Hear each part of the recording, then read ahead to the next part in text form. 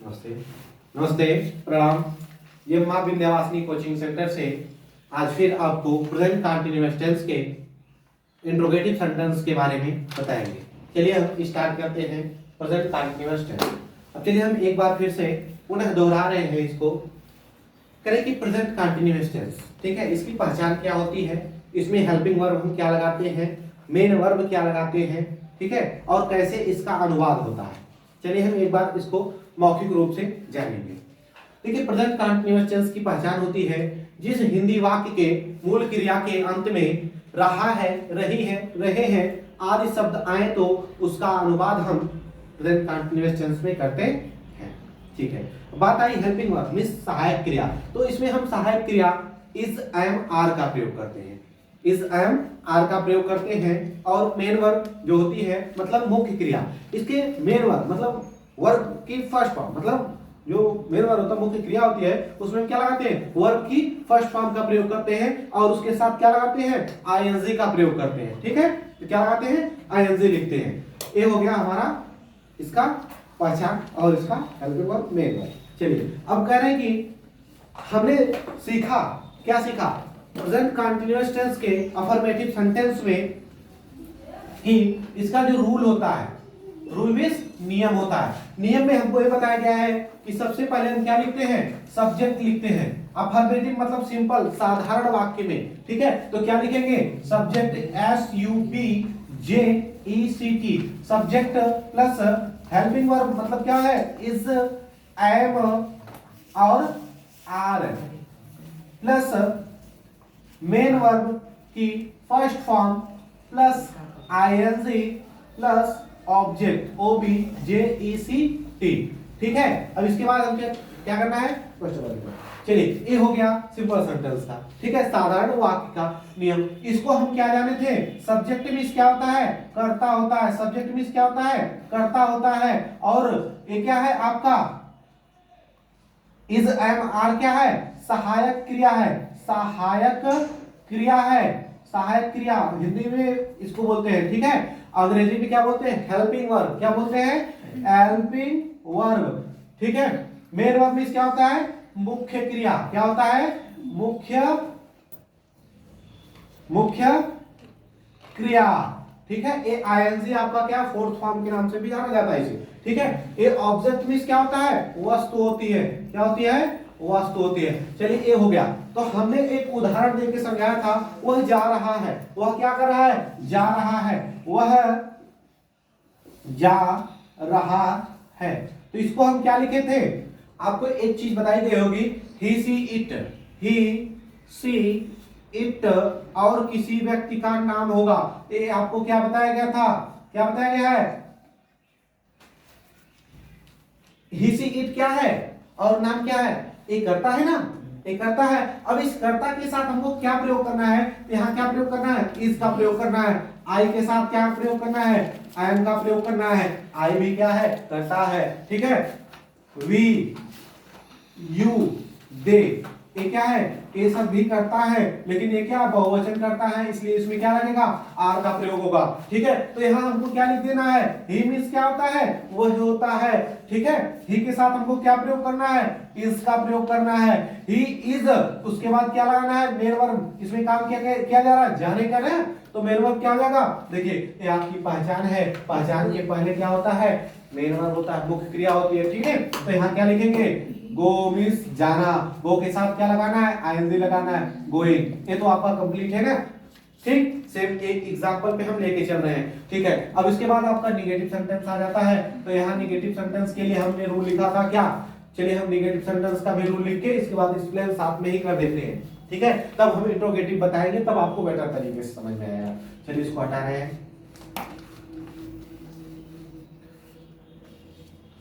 Rule लिखेंगे negative का। पहला हो गया नेगेटिव, अब यहाँ लिख दे रहे हैं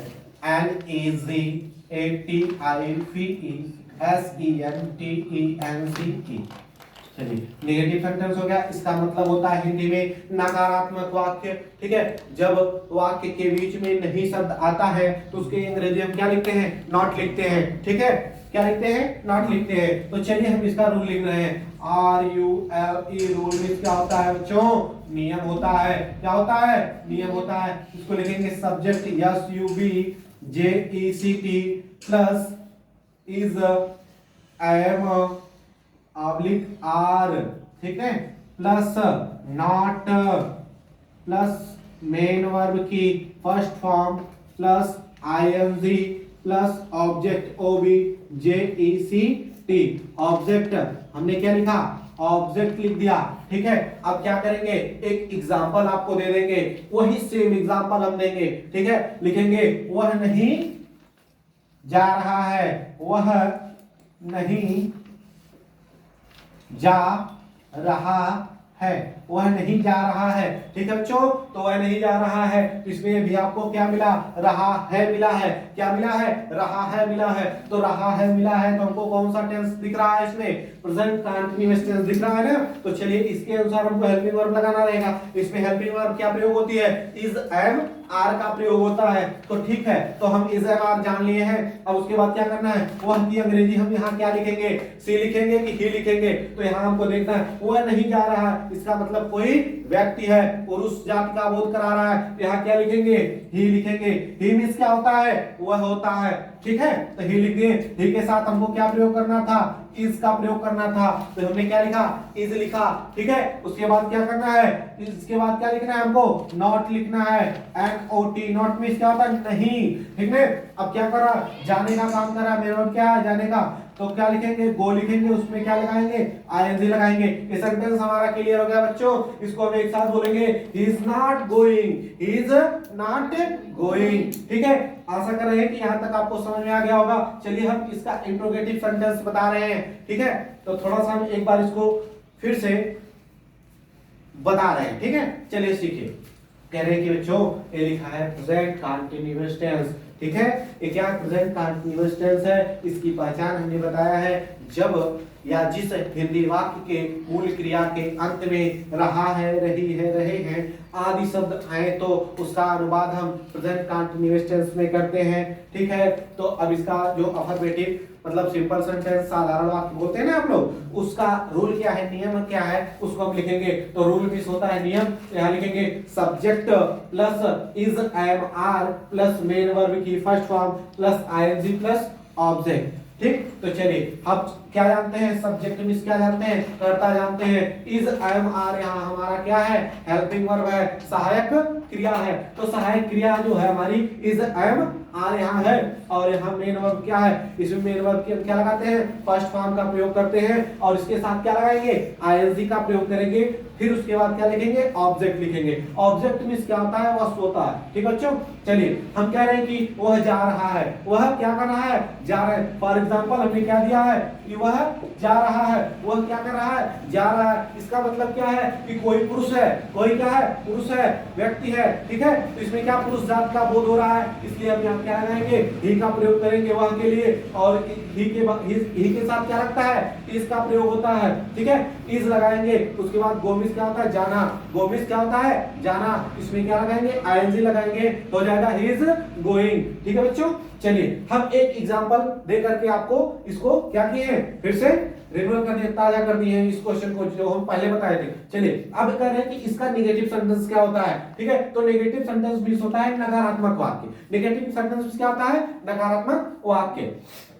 तो चलिए हम इसको इसका रूल फिर से बता रहे हैं। तो रूल में इसका होता है नियम।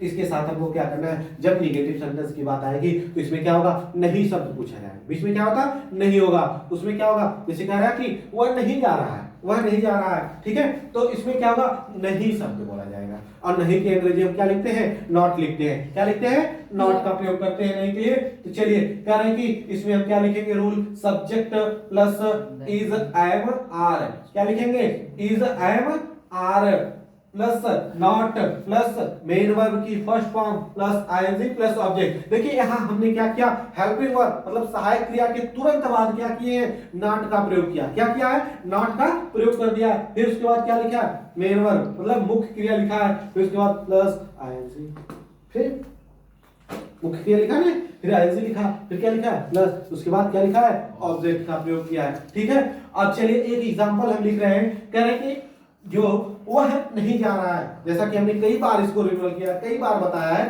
तो वही चीज एक बार फिर से हम देखेंगे। कह रहे वह नहीं जा रहा है, वह नहीं जा रहा है, इसका मतलब कोई व्यक्ति है, पुरुष है, इसके लिए क्या लगाएंगे ये लगाएंगे, तथा वह नहीं जा रही है तो हम क्या लगाते हैं सी का प्रयोग करते हैं। लेकिन यहाँ कह रहा वह जा रहा है, इसका मतलब हमको क्या करना है ही का प्रयोग करना है, तो लिखेंगे he is not going, he is not going. देखिए तुरंत हमने क्या किया, हेल्पिंग वर्ब सहायक क्रिया के बाद नॉट का प्रयोग कर दिया। ठीक है बच्चों, चलिए हम इसका इंट्रोगेटिव सेंटेंस आपको बता रहे हैं। ठीक है, तो चलिए इंट्रोगेटिव सेंटेंस के लिए हम इसको क्या करेंगे, इरेज कर देंगे थोड़ा सा।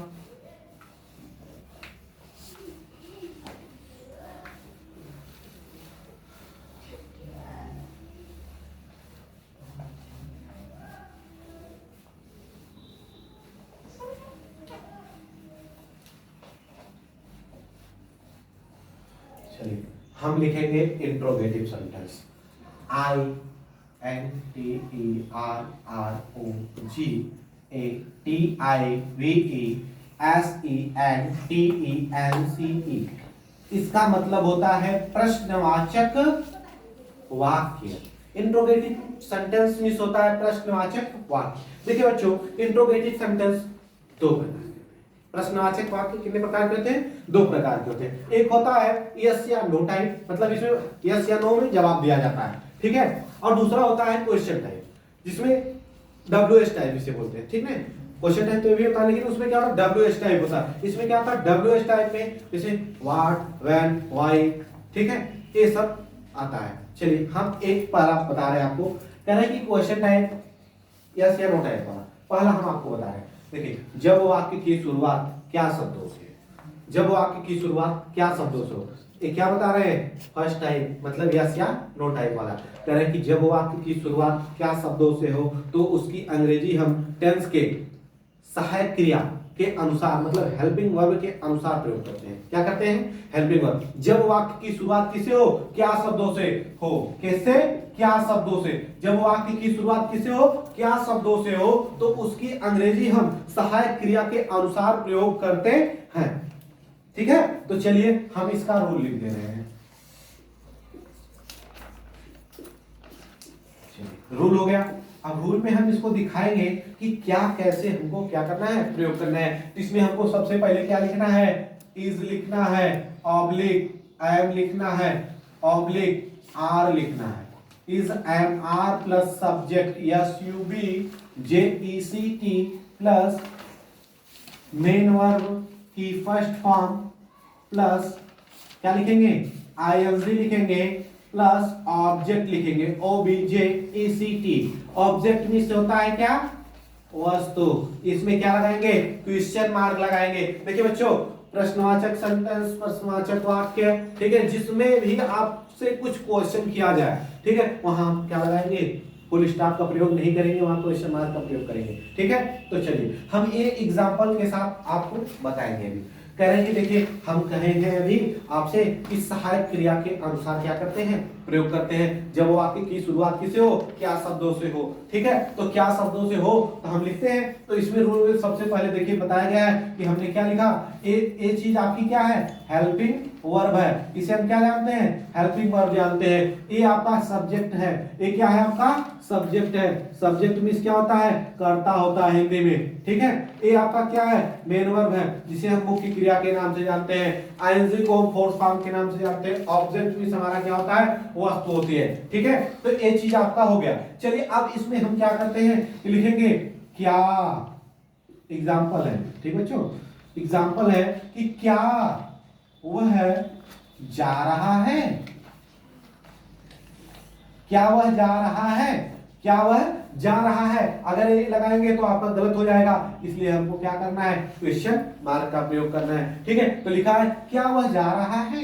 ये क्या किया जा रहा है, क्वेश्चन पूछा जा रहा है ना, किसी व्यक्ति से पूछा रहा क्या वह जा रहा है, तो आप बोलेंगे अगर जा रहा है तो एस, नहीं जा रहा तो नो। एस या नो में जवाब देते हैं ना, हाँ या ना में जवाब देते हैं। तो चलिए इसमें हम क्या करेंगे, अब देखेंगे कि ये किस टेंस का है, ये भी जानना है आपको। तो हमको क्या करना है, पहले देखना पहचान देखेंगे। सबसे पहले क्या देखते हैं, पहचान देखते हैं। पहचान इसमें क्या दिखा रही है आपको कि वह जा रहा है। जब रहा है, रही है, रहे हैं आते हैं तो हम किस टेंस के नाम से जानते हैं इसको, प्रेजेंट कंटीन्यूअस टेंस के नाम से जानते हैं। तो चलिए यहाँ हमको दिखाया गया कि वह जा रहा है, वह क्या कर रहा है, जा रहा है, इसका मतलब प्रेजेंट कंटीन्यूअस टेंस है।